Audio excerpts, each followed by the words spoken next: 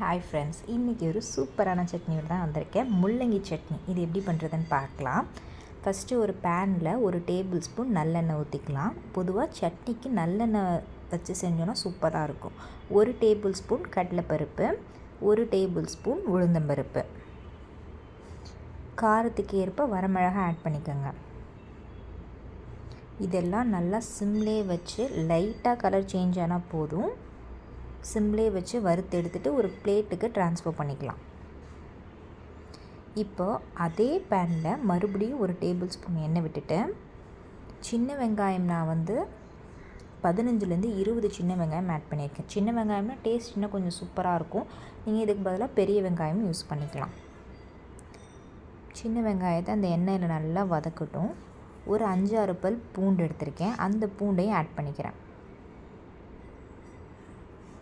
கொஞ்சமாக சின்ன நெல்லிக்காய் சைஸ் புளி, ஒரே ஒரு தக்காளி, குட்டி தக்காளி, நல்லா பழுத்த தக்காளி, அப்புறம் ஒரே ஒரு முள்ளங்கியை சின்ன சின்னதாக கட் பண்ணி வச்சுருக்கேன். அதையும் ஆட் பண்ணிவிட்டு இதுக்கு தேவையான அளவு உப்பு போட்டு இந்த முள்ளங்கி, தக்காளி, பூண்டு, வெங்காயம் இதெல்லாம் நல்லா வதங்கணும். முள்ளங்கியோட இந்த பச்சை வாசனை போகணும். தோல் தனியாக, தக்காளியோட தோல் தனியாக பிரிஞ்ச ஓரளவுக்கு நல்லா வதக்கிக்கணும்.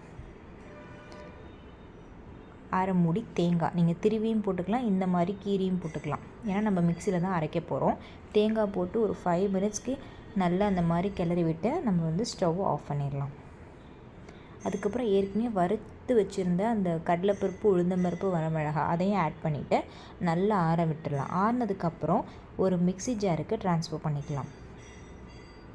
இந்த சட்னி கொஞ்சம் கெட்டியாக இருந்தால் தான் சூப்பராக இருக்கும். ஸோ கொஞ்சமாக தண்ணி ஊற்றி நல்லா கெட்டியாக ஃபைன் பேஸ்ட்டாக அரைச்சி எடுத்துக்கலாம்.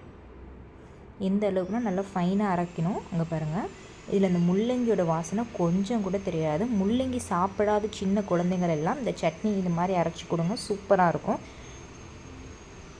இதுக்கு தாளிப்புக்கு 1 டேபிள் ஸ்பூன் எண்ணெய் விட்டுட்டு கடுகு, உளுந்தம்பருப்பு, கருவேப்பிலை சட்னியில் போட்டால் சூப்பரான முள்ளங்கி சட்னி ரெடியாக இருக்கும். இது இட்லி, தோசைக்கெலாம் சூப்பராக இருக்கும். கண்டிப்பாக ட்ரை பண்ணி பார்த்துட்டு கமெண்ட் பண்ணுங்கள். இந்த வீடியோ பிடிச்சிருந்தால் லைக் பண்ணிக்கோங்க, சப்ஸ்கிரைப் பண்ணிக்கோங்க, பெல் ஐக்கானை கிளிக் பண்ணிக்கோங்க.